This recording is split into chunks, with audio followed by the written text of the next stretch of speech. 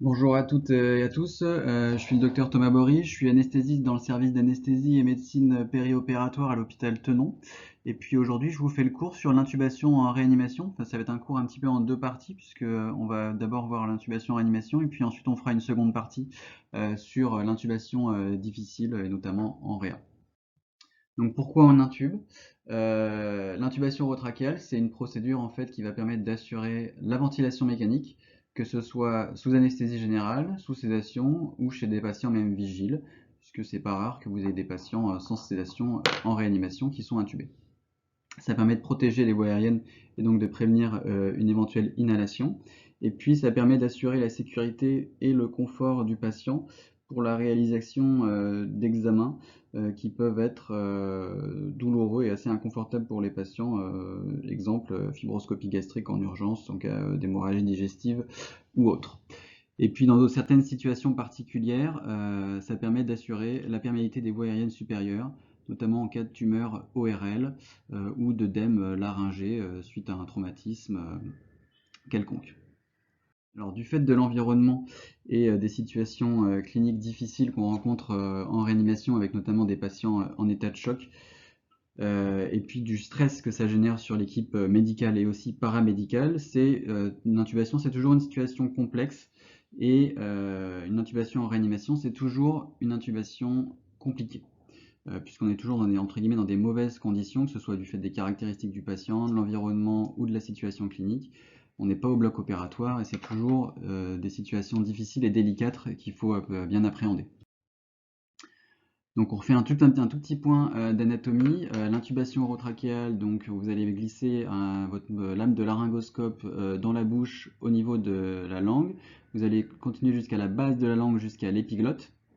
Et puis en fait ensuite en tractant vers le haut et vers l'avant, vous allez pouvoir exposer le plan glottique qui est en regard du cartilage thyroïdien pour glisser une sonde d'intubation dans la trachée avec ensuite un ballonnet qu'on va gonfler pour que ce soit complètement hermétique.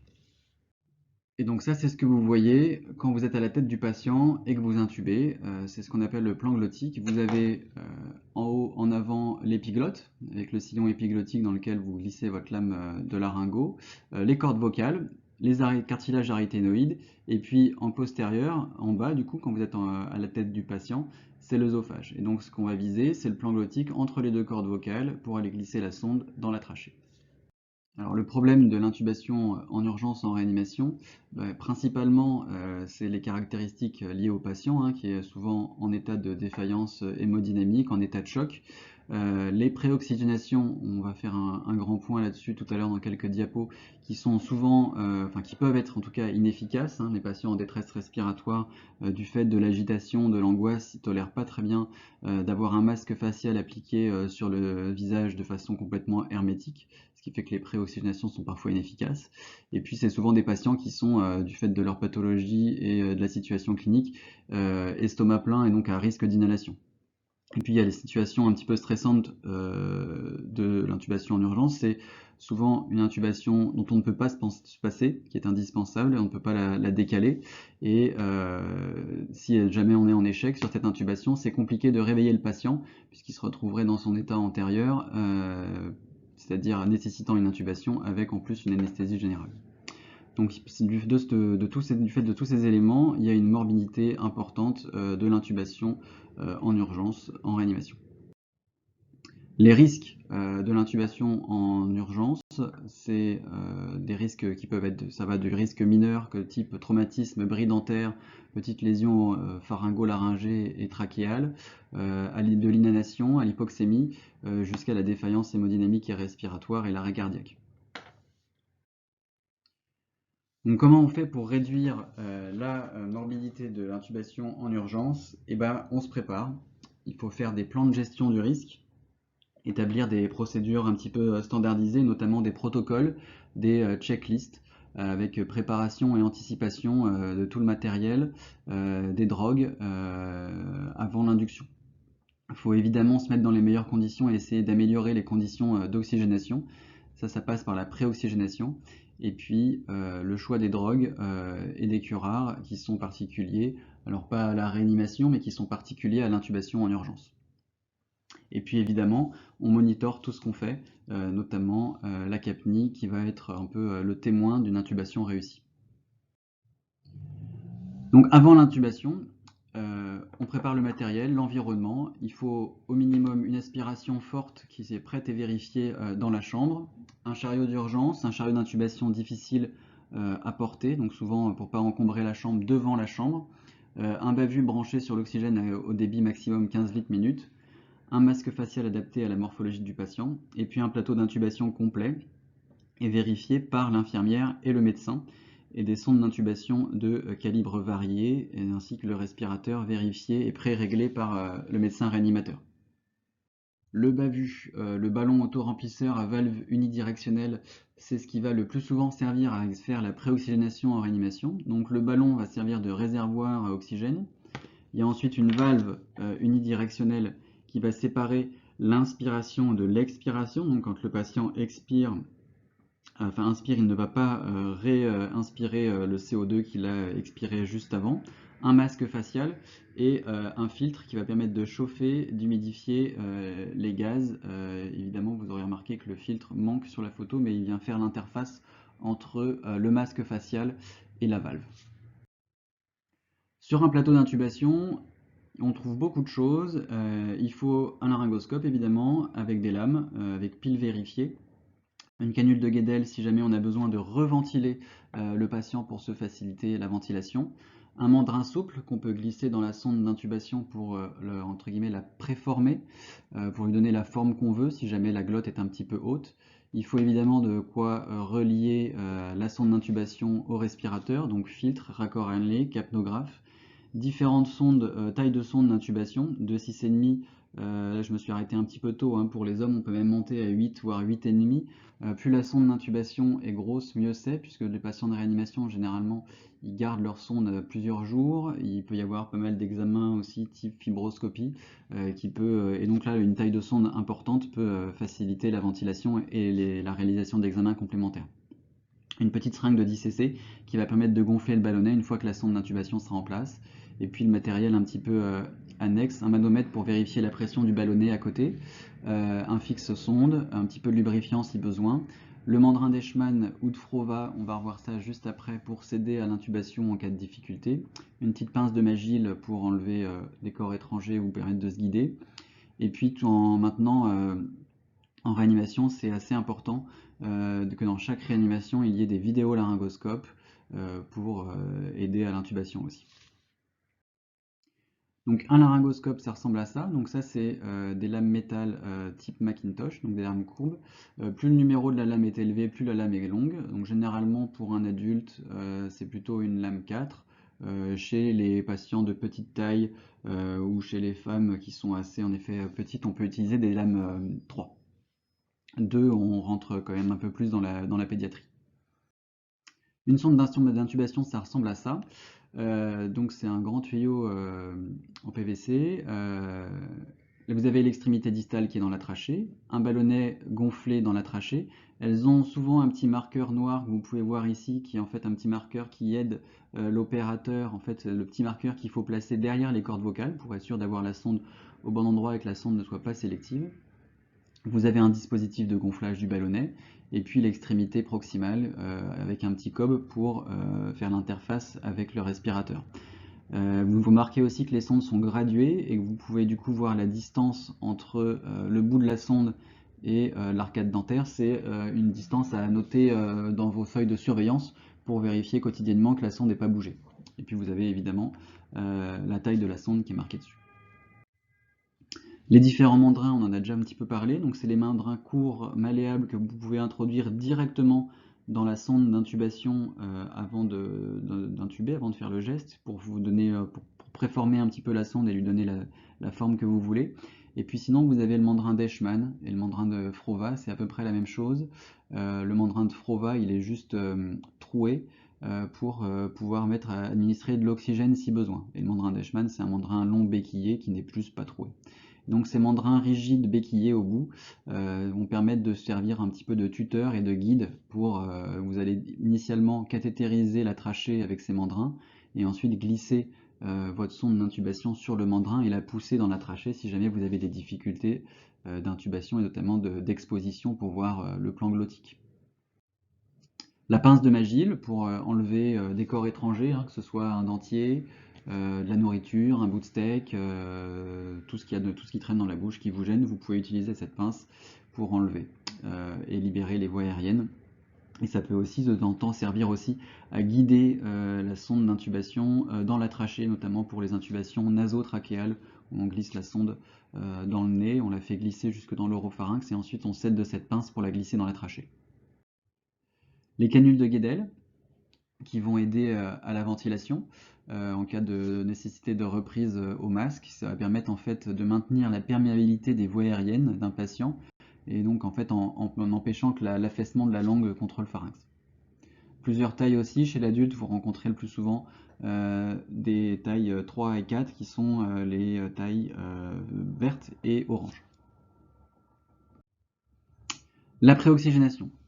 La préoxygénation, c'est le temps le plus important de l'induction avant une intubation. L'objectif de la préoxygénation, c'est en fait de réaliser une dénitrogénation et de remplacer en fait tout l'azote qu'il y a dans les poumons par de l'oxygène pour augmenter les réserves en oxygène. Et quand on augmente les réserves en oxygène de cette façon, ça va permettre en fait de retarder une désaturation artérielle pendant le temps d'apnée. Si on fait une bonne préoxygénation chez un sujet sain qui n'est pas en état de choc, qui n'a pas de pathologie pulmonaire particulière, avec une bonne préoxygénation, on peut faire entre 6 et 8 minutes d'apnée sans avoir de désaturation, ce qui laisse largement le temps de réaliser une intubation et de faire des petits moyens si jamais l'intubation est difficile, de prendre le temps d'aller chercher un vidéolaryngoscope, de faire d'autres techniques. Ça laisse du temps, 6 à 8 minutes. Alors, où est-ce qu'on trouve de l'oxygène dans le corps? Et ben, l'oxygène, il y en a dans les poumons, dans le sang, dans le plasma et au niveau des globules rouges fixés à l'hémoglobine, et puis au niveau tissulaire. Spontanément, nos réserves en oxygène, elles sont assez modestes puisque en air ambiant, on respire en fait 21% d'oxygène. Et au niveau pulmonaire, le contenu en oxygène, en fait, ça va dépendre de deux facteurs. La fraction alvéolaire en oxygène, ce qu'on appelle la FaO2, qui va être influencé par la qualité de notre préoxygénation. C'est à ça que sert notre préoxygénation, c'est à augmenter notre fraction alvéolaire en oxygène. Et puis, la capacité résiduelle fonctionnelle. La capacité résiduelle fonctionnelle, ça correspond au volume résiduel qui est toujours présent, que vous voyez ici, le volume résiduel toujours présent et qui est non mobilisable, d'accord? Plus le volume de réserve expiratoire qui, lui, peut être expiré lors d'un effort expiratoire supplémentaire. Donc, la capacité résiduelle, c'est la VRE plus la VR. Et en fait, c'est ce qui reste en fin d'expiration normale dans le patient. Donc en fait, quand on fait une anesthésie générale, il va y avoir une expiration passive et le contenu en air, enfin le contenu gazeux qui va rester dans les poumons, c'est la capacité résiduelle fonctionnelle. Et c'est le site principal de réserve en oxygène. Donc on vient de voir que le site principal de réserve en oxygène, c'était la capacité résiduelle fonctionnelle. Et en fait, la capacité de stockage de l'oxygène dans le sang et les tissus, comme on voit sur le graphe, est assez limitée puisqu'on est quasiment en fait au maximum dès qu'on est en air ambiant.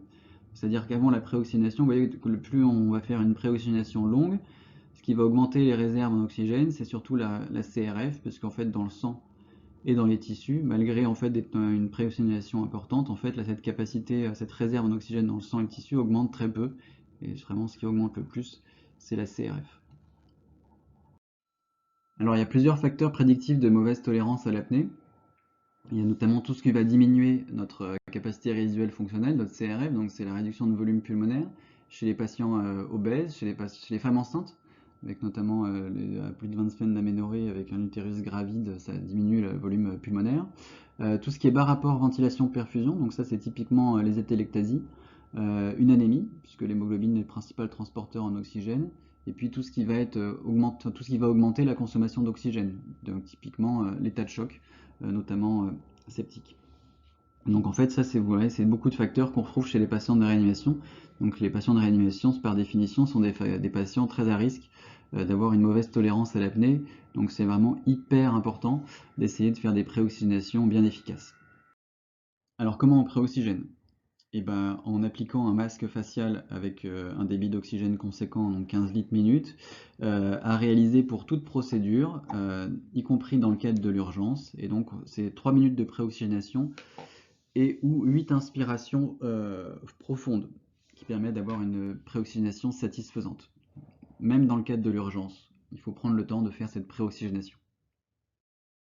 Voilà. Et bien sûr, cette préoxygénation, elle se fait en 100% d'oxygène, euh, si possible, puisque vous voyez que qu'en 100% d'oxygène, on augmente le temps d'apnée avant désaturation. Quand on voit quand les patients reçoivent 80% ou 60% d'oxygène, le temps d'apnée, enfin la désaturation prévient, enfin en tout cas la désaturation arrive beaucoup plus rapidement. La place de la ventilation non invasive dans la préoxygénation, donc c'est un grand oui, puisqu'on voit là donc la courbe pleine, c'est le groupe contrôle, les patients qui ont une préoxygénation on va dire classique, et en pointillé on voit les patients qui ont une préoxygénation avec la VNI, et on voit qu'à l'état basal, on compare à peu près du même taux de saturation, et puis on remarque que pour les patients qui ont été préoxygénés avec la VNI, ils ont une absence de désaturation pendant l'induction et pendant l'intubation orotrachéale, et qui se maintient aussi derrière, et ce de façon significative. Donc c'est la VNI, intérêt plus dans la préoxygénation en réanimation, et notamment dans les conditions difficiles, si on a des facteurs de risque de mauvaise tolérance à l'apnée, exemple du patient obèse.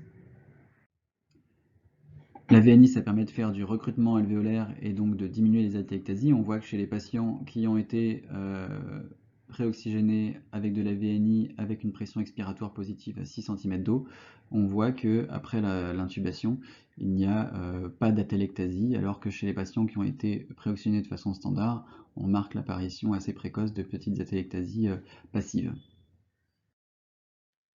Comment on monitore les réserves en oxygène? Alors ça, en réanimation, c'est assez peu fait, c'est parce que généralement, il n'y a pas le matériel.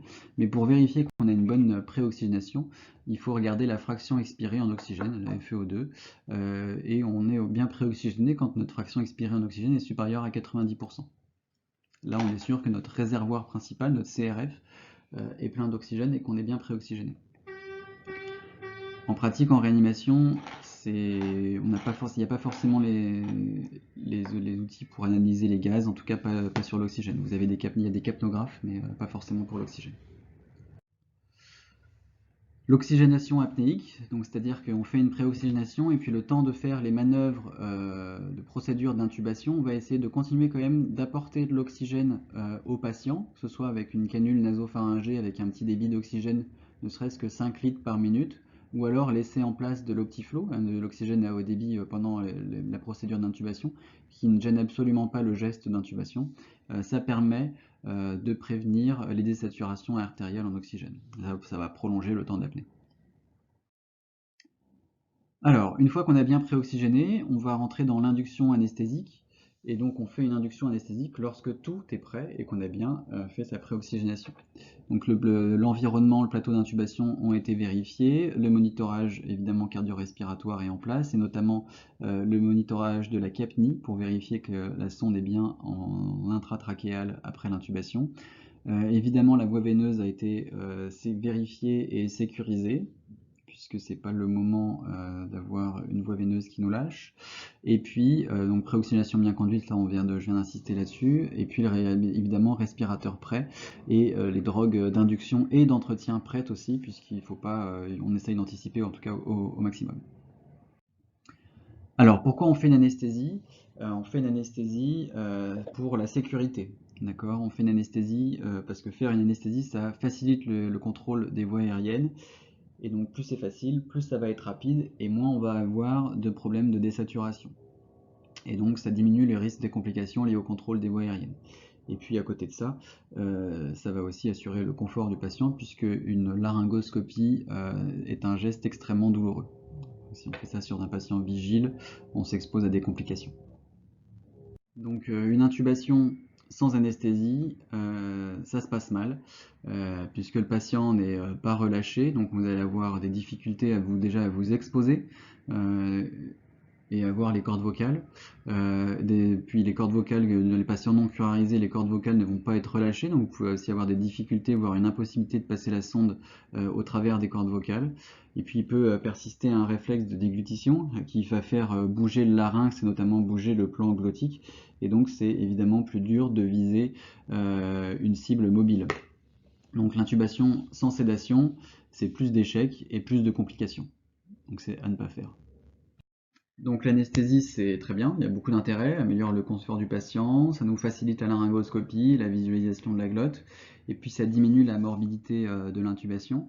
Mais ça vient avec ses contraintes aussi, c'est-à-dire qu'il faut qu'elle soit le plus brève possible aussi, pour si jamais en cas d'échec, on puisse faire avoir un retour rapide à l'état antérieur si on a des difficultés d'intubation. En tout cas, il faut que le patient puisse retrouver une ventilation spontanée pour ne pas se retrouver dans le souci. Et puis, une anesthésie, s'il y a un retentissement hémodynamique et respiratoire qu'il faut essayer de minimiser le plus possible. Et puis, faire une induction chez des patients de réanimation, on en a déjà parlé, mais c'est des patients qui sont à haut risque d'inhalation, qui sont souvent des estomacs pleins. Et là aussi, ça va être un risque à prendre en compte. Et donc, c'est pour toutes ces raisons que quand on fait des inductions en réanimation, on fait ce qu'on appelle des inductions en séquence rapide, avec des hypnotiques d'action, de durée d'action et de demi-vie courte, et idem pour les curares. Donc les hypnotiques, on ne va pas faire un catalogue de tous les hypnotiques possibles et utilisables en réanimation. Il y en a principalement deux. C'est l'étomidate et la kétamine. L'étomidate, donc la posologie, juste pour info, c'est 0,3 mg par kilo. C'est un délai d'action assez rapide, une durée d'action aussi assez brève, quelques minutes. C'est très bien toléré sur le plan hémodynamique. Ça peut être pourvoyeur de petits mouvements involontaires qu'on appelle des petites clonies. Et puis souvent aussi, ça peut avoir une interaction avec le métabolisme surrénalien. Il a été décrit des insuffisances surrénales au décours de l'utilisation de ce médicament. Les kétamines, la posologie est un petit peu variable en réanimation et va dépendre un peu de l'état hémodynamique du patient. Pour un patient en état de choc gravissime, la posologie recommandée c'est plutôt autour de 1 mg kg. Sinon pour les patients qui ne sont pas en état de choc hémodynamique, plutôt viser 2 à 3 mg kg. Pareil, délai d'action assez court, durée d'action assez courte aussi. Il y a un effet sympathico-mimétique, un petit effet bronchodilatateur, donc c'est la drogue d'induction par excellence chez les patients en état d'asthme aigu grave. Et puis, la kétamine est aussi beaucoup moins dépresseur respiratoire que l'étomidate. Mais kétamine versus étomidate, c'est non significatif, hein, c'est au choix, il n'y a pas de différence sur la mortalité, pas de différence sur les durées de ventilation mécanique, pas de différence sur l'utilisation de catécholamine, même score SOFA pendant les 3 premiers jours, même conditions d'intubation, c'est au choix du praticien et en fonction en fait plutôt de la pathologie et de la cause de la détresse du patient. Les curares, il y en a deux là aussi. La succinylcholine, la cellocurine, qui est un curare dépolarisant. Là, la posologie, c'est plutôt 1 mg par kilo. Délai et durée d'action assez court. Vous allez voir que vous avez les fasciculations qui vous disent que votre patient est bien curarisé.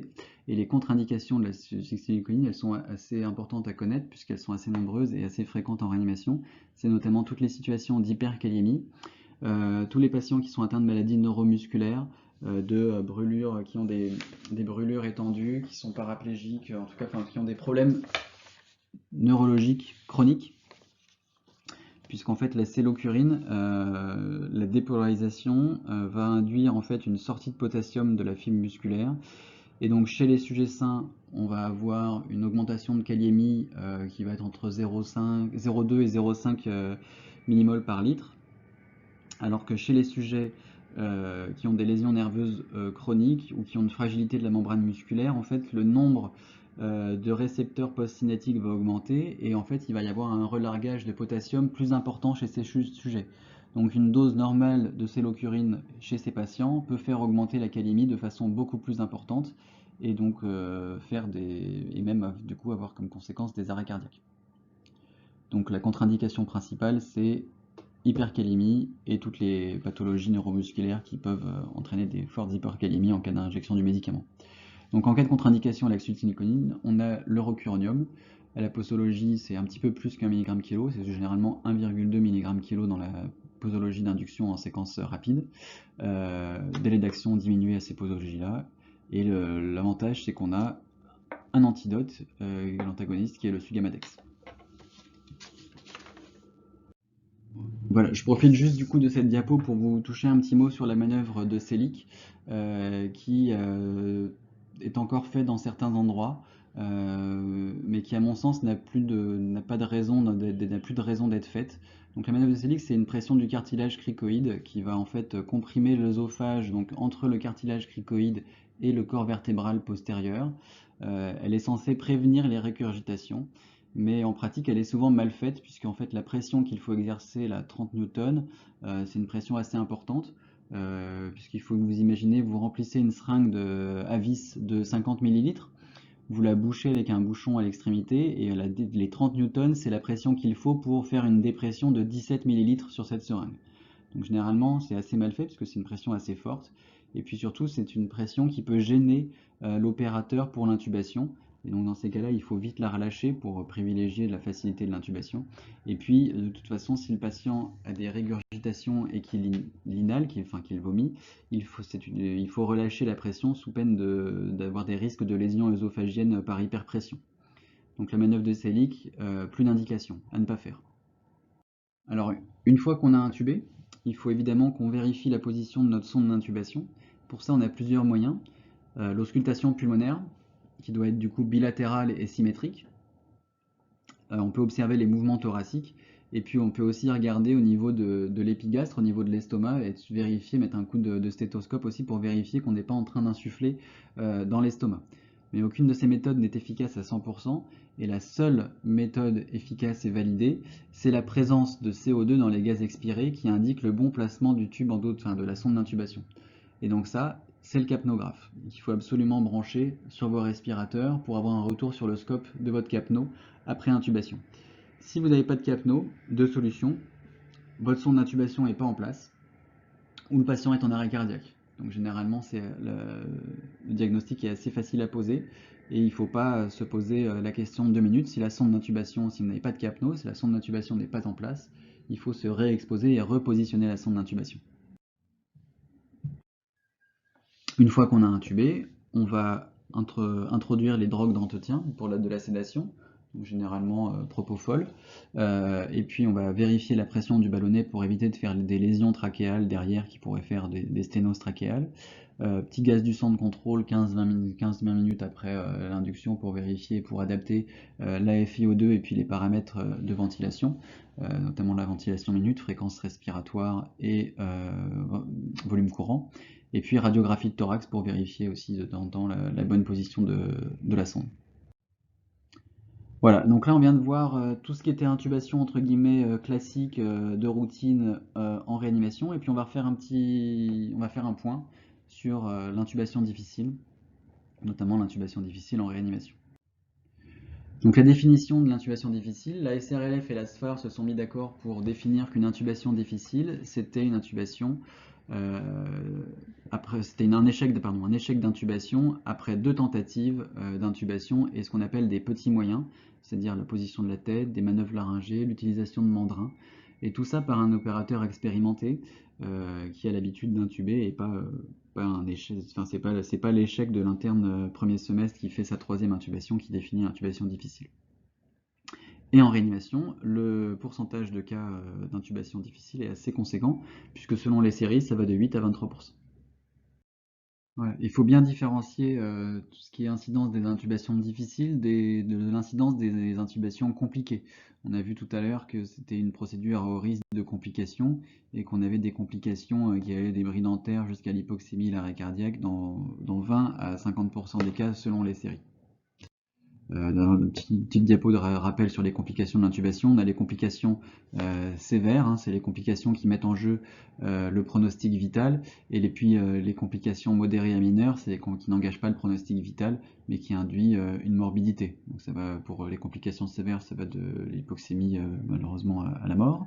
Et puis les complications modérées, c'est un petit peu l'intubation difficile, les petites lésions traumatiques, les intubations œsophagiennes, l'agitation si c'est la mauvaise sédation, inhalation, et puis les bris dentaires. Et c'est Samir Jaber qui avait fait une petite étude en 2006, il y a presque 15 ans, incidence des complications sévères, donc avec engagement du pronostic vital en réanimation, c'était 28% quand même. Alors, les facteurs de risque d'intubation difficile, donc il y a ceux qui sont liés entre guillemets au patient. Donc l'antécédent d'intubation difficile, si un patient a déjà été difficile à intuber, il y a de fortes chances en tout cas qu'il le soit la prochaine fois. Donc c'est des éléments à recueillir dans le dossier médical. Le mal-empathie, c'est le fait, donc c'est le petit dessin que vous voyez ici, on fait ouvrir la bouche au patient, et puis le mal-empathie, ça va être en fait la visualisation de la luette au fond. Si on voit complètement la luette, on est classe 1. Si on voit partiellement la luette, si on voit pas le bout, on est classe 2. Si on ne voit que la base de la luette, on est classe 3. Et si on voit rien, on est classe 4. Donc un score de mal-empathie supérieur à 2, ça peut être prédictif d'une intubation qui ne va pas forcément être facile. La distance thyro-mentonnière, donc entre le cartilage thyroïde et le menton, si elle est inférieure à 3 doigts, ça peut être compliqué pour l'intubation. L'ouverture de bouche, qui est un facteur très important, moins de 35 mm, c'est l'équivalent de 2 doigts, de votre index et votre majeur, moins de 2 doigts, intubation difficile, c'est chez un patient qui n'ouvre pas la bouche, puisque c'est difficile de rentrer en fait un dispositif, une lame de laryngoscope. La mobilité mandibulaire et la mobilité du rachis cervical. Donc ça, c'est les facteurs liés au patient. Il y a aussi des scores pour l'intubation difficile, le score Makocha en réanimation, qui reprend un peu les scores, les facteurs qu'on vient de dire liés au patient. Le mal-empathie, donc un mal-empathie de 3 ou 4. Il y a le syndrome d'apnée du sommeil, qui est un facteur de risque d'intubation difficile aussi. Il y a donc la mobilité du rachis cervical limitée et l'ouverture de bouche limitée. Puis après, il y a les facteurs liés à ce qu'on appelle la pathologie du patient, que ce soit patient dans le coma ou les patients qui sont en hypoxémie sévère à 80% de saturation. C'est des facteurs d'intubation difficiles aussi. Et puis il y a les facteurs qui sont liés à l'opérateur. C'est plus difficile d'intuber quand on n'est pas anesthésiste que quand on est anesthésiste. C'est un score qui a une bonne valeur prédictive négative, et donc si vous avez moins de 3 à ce score, il y a peu de risque d'intubation difficile. Et puis si vous avez plus de 3 à ce score, on rentre dans la catégorie où vous pouvez avoir des difficultés d'intubation, et on verra ça tout à l'heure, que ça va rentrer un peu dans l'algorithme de prise en charge du patient en réanimation. On a vu les facteurs liés au patient, le score Makocha, il y a aussi les comorbidités donc, du patient, donc l'obésité, syndrome d'apnée du sommeil, patient diabétique, les malformations cervico-faciales, l'obstruction des voies aériennes supérieures par une tumeur ORL, puis la grossesse également, après 20 semaines d'aménorrhée. Les femmes enceintes sont toutes considérées difficiles à intuber du fait de l'estomac plein. Elles sont toutes considérées estomac plein après 20 semaines d'aménorrhée, et puis de l'infiltration d'œdème au niveau ORL. Et puis il y a l'environnement, c'est toujours plus difficile d'intuber quand on est au SAMU, en réanimation ou aux urgences que quand on est au bloc opératoire. Intubation au sol, plus de chances d'avoir des difficultés d'exposition et d'intubation que quand on intube tranquillement au bloc opératoire sur la table de bloc.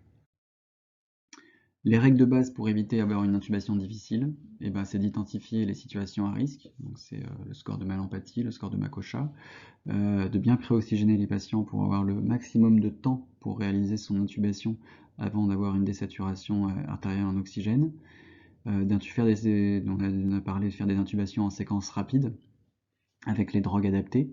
Donc il n'y a pas besoin de faire d'anesthésie. La seule situation où il n'y a pas besoin de faire d'anesthésie, c'est l'arrêt cardiaque, puisque quand on est en arrêt cardiaque, c'est le meilleur des curares et c'est le meilleur des hypnotiques. Le patient est mort, il n'a pas besoin de dormir plus. L'installation correcte du patient, hein, décubitus dorsal, tête dans l'axe, et puis la position amondée de Jackson, qu'on va voir tout de suite après. Et puis c'est utiliser des lames de laryngoscope métalliques, hein, et pas en plastique. Et puis chez certains patients aussi, notamment les obèses et les femmes enceintes, on peut utiliser des manches de laryngoscope courts, puisque en fait un manche long va nous gêner avec en fait le thorax, la poitrine de ces patients, qui peut gêner l'introduction de la lame dans la bouche. Et puis, évidemment, une fois qu'on a intubé, il faut bien vérifier rapidement la position trachéale de la sonde par un capnographe, et puis pas se poser 50 questions si on ne voit pas de capno arriver, c'est que la sonde n'est pas au bon endroit, ou que le patient est en arrêt cardiaque, comme on a déjà vu tout à l'heure. Alors, les petits moyens pour faire une intubation difficile réussie, en tout cas pour se faciliter l'intubation. Donc la position amondée de Jackson, qui va en fait permettre d'aligner l'axe bouche-pharynx-larynx.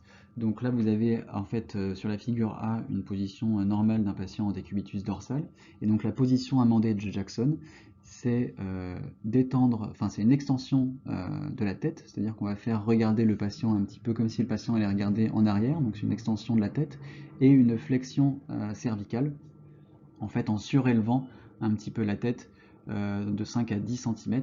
Ça va permettre de faire une flexion cervicale et une extension de la tête. Et ça va aligner les axes bouche, pharynx, larynx pour avoir une meilleure visibilité de la glotte. On peut faire aussi ce qu'on appelle une petite manipulation laryngée qu'on appelle le burp, c'est le backward, upward and right pressure, qui est très différent de la manœuvre de Selig. Donc on va pousser en fait en arrière, en haut et sur la droite le cartilage thyroïde pour mieux s'exposer la glotte, et ça peut permettre de gagner un Cormac. Voilà. Et donc cette manœuvre laryngée est très supérieure à juste pousser en arrière vers l'arrière, qui est la manœuvre de Selig, qui plutôt a tendance à gêner. Le mandrin long béquillé d'Eichmann ou de Froba, on en a parlé sur le topo précédent, donc ça permet de cathéteriser la glotte lorsqu'elle n'est pas vue. En fait, le petit mandrin, donc il est béquillé au bout, et en fait quand vous allez passer dans la trachée, vous allez sentir les anneaux qui butent tac tac tac tac tac avec le mandrin, et ensuite vous allez glisser, comme on voit là sur la figure E, la sonde d'intubation sur le mandrin, pour passer les cordes presque de temps en temps en fait à l'aveugle, hein. Chez les patients qui sont Cormac 3 ou 4, on voit pas grand chose, et ça permet c'est une bonne technique de sauvetage, puisque après échec de laryngoscopie, le mandrin permet de sauver la mise dans 80 à 90% des cas. Le score de Cormac, je viens d'en parler, donc c'est en fait ce que vous voyez, c'est votre degré d'exposition. Quand vous êtes bien exposé, que vous voyez bien les cordes vocales, l'épiglotte, les cartilages aryténoïdes, vous êtes classe 1. Quand vous voyez un petit peu moins vos cordes vocales, mais que vous voyez encore les cartilages aryténoïdes, vous êtes classe 2. Quand vous voyez juste la base des cartilages aryténoïdes et que vous voyez plus grand chose au niveau des cordes, vous êtes classe 3. Et quand vous voyez rien, vous êtes classe 4. Donc l'algorithme de prise en charge en cas d'intubation difficile imprévue. Il faut essayer d'anticiper les critères d'intubation difficile, et si vous avez au moins 2 critères d'intubation difficile, c'est une indication à utiliser un vidéolaryngoscope en première intention. Donc les vidéolaryngoscopes, il y en a de tout type. Moi par exemple dans ma structure on utilise le McGrath, mais il y en a d'autres, il y a l'AirTrack, le King Vision, ce sont des dispositifs d'aide à l'intubation. Et donc la SFAR recommande, pour limiter les échecs d'intubation, il faut probablement utiliser les vidéolaryngoscopes pour l'intubation en réanimation, soit d'emblée, soit après échec d'une laryngoscopie directe. Donc il faut qu'en fait identifier les critères d'intubation difficile. Ça, on en a parlé tout à l'heure, c'est le score de Makocha. Donc chez les patients qui ont des scores de Makocha supérieurs ou égal à 3, c'est une bonne indication d'utilisation d'un vidéolaryngoscope en première intention. On aura des meilleurs taux de réussite d'intubation à la première tentative, ça va diminuer l'incidence des intubations difficiles, et puis ça peut diminuer l'incidence du coup des Cormac 3 et 4. On peut gagner un score de Cormac aussi avec ces vidéolaryngoscopes. L'AirTrack, qui est un autre dispositif de vidéolaryngoscopie, ça permet on peut se mettre soit à la tête du patient, comme pour une intubation classique, mais ça permet aussi de se mettre en face du patient dans certaines situations particulières, traumatisme du rachis, incarcération quand vous êtes en préhospitalier, chez les patients obèses aussi, pour les garder en position bien demi-assise et tout ça. Un dispositif assez intéressant. Alors après tout ça, la laryngoscopie directe, le vidéolaryngoscope, les petits moyens, la position amendée de Jackson, le mandrin béquillé, les petites manœuvres laryngées. Si vous n'arrivez toujours pas à intuber votre patient après tout ça, il faut passer à l'étape d'après, qui est de mettre un dispositif supraglottique, type masque laryngé, pour l'intubation. On se retrouve du coup ici dans l'algorithme. Et donc le masque laryngé, alors en réanimation, le plus souvent, ce que vous avez, c'est des fast track. Et en fait, le but, ça va être de glisser ce masque laryngé du coup en pré-glottique et de ventiler en sus-glottique. Et puis éventuellement, ça va permettre de glisser une sonde d'intubation et d'intuber à l'aveugle. On peut soit intuber à l'aveugle, soit utiliser un fibroscope pour se placer. Donc globalement, vous rentrez le dispositif supraglottique, vous vous mettez devant la glotte, et puis ça va permettre de ventiler, hein. Vous pouvez brancher directement le respirateur sur le fast track, et puis si besoin, vous pouvez glisser la sonde d'intubation dans le masque laryngé pour aller intuber du coup soit à l'aveugle si le masque est vraiment bien en place de la glotte, soit ce que vous pouvez faire, c'est glisser les deux, hein, sonde d'intubation et fibroscope, pour aller voir et cathétériser le plan glottique et la trachée pour intuber ensuite derrière. Et puis une fois que vous avez intubé, vous pouvez retirer le masque laryngé et laisser juste en place la sonde d'intubation. Voilà, juste pour une petite diapo pour vous dire que le fast track c'est pareil, c'est des choses dont on ne se sert pas spécialement quotidiennement et donc ça nécessite une petite formation. Et c'est Combe, il y a aussi une quinzaine d'années, qui avait fait une étude avec des internes sur la formation au simulateur. Et vous voyez, taux d'échec important sur, on va dire, les 3 premières utilisations du fast track, mais ça s'améliore au bout d'une dizaine de pauses. Donc il faut s'entraîner. Si on n'arrive toujours pas à ventiler, donc on n'a pas réussi à intuber, si on n'arrive toujours pas à ventiler le patient, à oxygéner son patient avec un dispositif supraglottique, on rentre dans l'algorithme de l'oxygénation. Et ça, l'oxygénation, donc on se retrouve en fait ici, puisqu'on a déjà essayé le masque laryngé, le dispositif supraglottique, et on n'y arrive pas. Si on est en échec, c'est les techniques d'oxygénation transtrachéale. C'est une technique d'oxygénation transtrachéale. On va glisser un petit cathéter, une petite aiguille transtrachéale, un petit cathéter.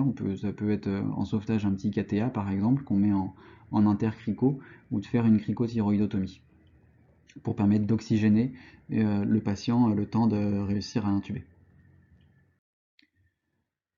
Et donc une fois qu'on a un cathéter d'intercrico en place, ou une cricothyroïdie complètement, on va ventiler soit au ballon, soit au Manujet, qui est le dispositif que vous voyez là dans la main de l'anesthésiste ou du réanimateur, qui va permettre d'insuffler de l'oxygène à une pression assez élevée, entre 1 et 3 bars. Et du coup le but c'est juste d'oxygéner, et donc une fréquence respiratoire de 4 par minute suffit juste pour oxygéner votre patient. Avec cette technique du Manujet, ce qui est hyper important, c'est qu'en fait vous allez juste insuffler l'air au niveau du cathéter transtrachéal, mais il faut évidemment que le patient ait une exsufflation, une expiration passive, et donc pour ça il faut que les voies aériennes soient perméables. Donc il faut bien penser à luxer le patient et à introduire une canule de Guedel pour que l'air puisse sortir. Sinon, si vous insufflez 3 fois, votre patient, vous allez faire un barotraumatisme, il va faire un pneumothorax. Voilà, donc ce qui est hyper important quand on intube, quand on fait une intubation, et notamment quand on part sur une intubation difficile en réanimation, c'est d'avoir un plan de gestion du risque. C'est-à-dire d'avoir un numéro d'appel d'urgence dans les réanimations, donc ça généralement le réanimateur de garde c'est toujours le cas, d'avoir un chariot d'intubation difficile qui est bien connu des équipes, et pas que des équipes paramédicales, qui est aussi connu des équipes médicales. Si c'est possible dans votre établissement d'avoir un correspondant chirurgical pour tout ce qui est trachéotomie en urgence en cas d'échec d'intubation, en cas d'échec d'oxygénation, donc avoir le numéro par exemple d'un chirurgien ORL référent, qui est toujours sur l'hôpital. Nous on a le numéro des internes d'ORL par exemple, comme ça ils peuvent venir rapidement. D'avoir des protocoles et des procédures locales écrites en fonction de votre matériel, des ressources dont vous disposez. C'est pas mal aussi d'avoir dans votre équipe un médecin référent de tout ce qui est gestion des voies aériennes, un référent intubation difficile, ça permet d'entretenir les connaissances et puis de mettre à jour les protocoles dès qu'il y a des nouvelles recommandations qui sortent. Et puis il faut s'entraîner. la simulation, le travail en équipe avec les seniors, les internes et puis les infirmiers de réanimation. Le chariot d'intubation difficile, ça c'est un exemple de comment ça peut se présenter. Des tiroirs, et puis en fait il y a exactement quasiment tout ce dont on a parlé. Les manches courts, longs, les lames, le set de cricot qui est dans le premier tiroir, le manujet, les fast track, les masques laryngés, il y a tout ce qu'il faut. Puis je vous ai mis des exemples de procédures locales. Donc je vous ai mis celle des marins-pompiers de Marseille sur la gauche, où donc là ils ont intubation sous laryngoscopie directe, ils font 2 tentatives avec les petits moyens dont on a parlé. S'ils n'y arrivent pas, ils utilisent le mandrin d'Eichmann. S'ils n'y arrivent pas, ils mettent un fast track. Et puis si avec le fast track ils n'y arrivent pas, ils passent directement à la cricothyroïdotomie. Puis je vous ai mis du coup notre procédure locale, enfin chez nous à Tenon, avec, vous voyez, on a le numéro d'appel d'urgence du médecin anesthésiste de régulation, le chariot d'intubation difficile, sa position, hein, c'est important de savoir où est-ce qu'ils sont pour aller les chercher, et puis après, si on n'y arrive pas, les moyens d'oxygénation, le dispositif supraglottique, et puis après, si échec, les moyens d'oxygénation apnéique ou d'O2 transtrachéale. Voilà, et puis que je vous disais pas de bêtises, il y en a même le numéro de l'interne d'ORL si jamais il y a besoin de faire une trachéotomie en urgence. Voilà, et puis ça c'est l'algorithme d'intubation et réanimation qui a été proposé par la SRLF en 2016, mais ça reprend à peu près tout ce qu'on a dit, hein. Donc c'est en effet avant l'intubation la checklist, vérifier le matériel, évaluer le score Macocha. Macocha inférieur à 3, on ne part pas sur une intubation qui a l'air difficile. Donc laryngoscopie directe, lame de Macintosh, classique. Si échec, on sort le vidéolaryngoscope. Si échec, on met un dispositif supraglottique. Et si on n'y arrive pas, et ben on fait un abord cervical direct par cricothyroïdotomie. Et puis si vous avez votre score de Macocha qui est supérieur à 3 ou avec des critères d'intubation difficiles, et ben on part directement sur un vidéolaryngoscope. Et puis pareil, si échec, dispositif supraglottique. Et puis si échec, abord cervical direct. Voilà. Et puis après, le petit post-intubation aussi qui reprend un peu ce qu'on a dit tout à l'heure. Voilà, on a fait un bon tour sur l'intubation et sur l'intubation difficile. Donc ce qui est important, c'est que le choix de la stratégie d'intubation qui va être fait, c'est toujours un rapport en fait bénéfice-risque, hein. Ça va dépendre un peu de vos moyens et puis surtout de ce que vous savez faire. L'évolution quand même ces dernières années des techniques en anesthésie et réanimation, ça a grandement permis de faciliter la gestion des voies aériennes et notamment de l'intubation difficile. Et puis ce qui va être super important, c'est d'avoir des protocoles de service pour une équipe, des procédures locales qui sont la pierre angulaire, à condition évidemment que ces techniques soient connues et puis réalisables par tous et à tout moment. Voilà, bon courage.